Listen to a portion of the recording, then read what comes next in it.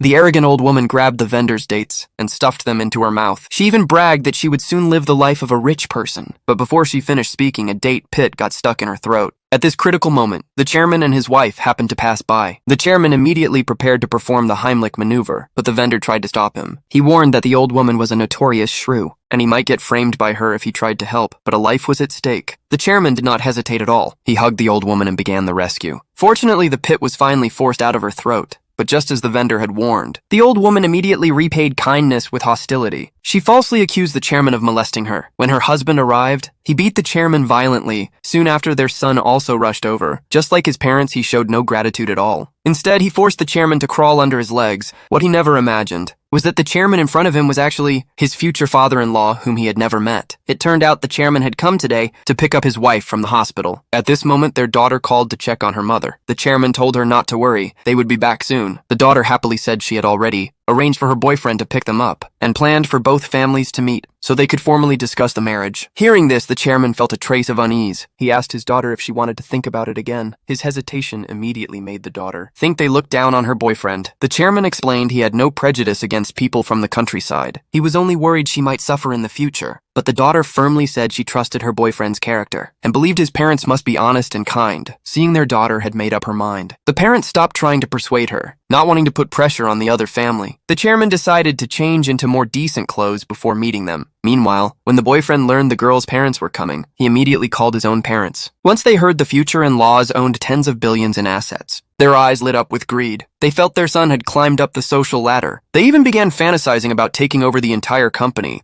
Soon the couple swaggered into town. They casually grabbed a handful of red dates from a vendor and stuffed them into their mouths. The vendor was angry but dared not speak out. Perhaps even heaven was displeased with their behavior. The next second, the old woman choked on a date pit. Fortunately, the chairman passed by and saved her life, while the argument continued. The boyfriend arrived at the scene. He saw his parents arguing with two plainly dressed people, worried this would delay meeting his wealthy in-laws and ruin his dream of marrying into a rich family. He immediately stepped forward and shouted at them. The old woman quickly complained to her son, twisting the truth, claiming the chairman had molested her. Without asking any questions, the boyfriend punched the chairman. He even ordered his bodyguards to chop off the chairman's hand. The conflict instantly became even more intense. The man proudly revealed his son's identity. The chairman suddenly remembered the boyfriend his daughter mentioned. He was shocked and furious. He never expected that the man his daughter loved had such a temper, and he absolutely could not allow his daughter to marry into such a cruel and ungrateful family. The chairman took out his phone to call the police, but the boyfriend sneered. He boasted that they were about to marry into a huge corporation. Calling the police would be useless. His parents became even more arrogant. The old woman noticed the jade bracelet and earrings the wife was wearing. She immediately tried to snatch them. When the chairman stepped forward to stop her,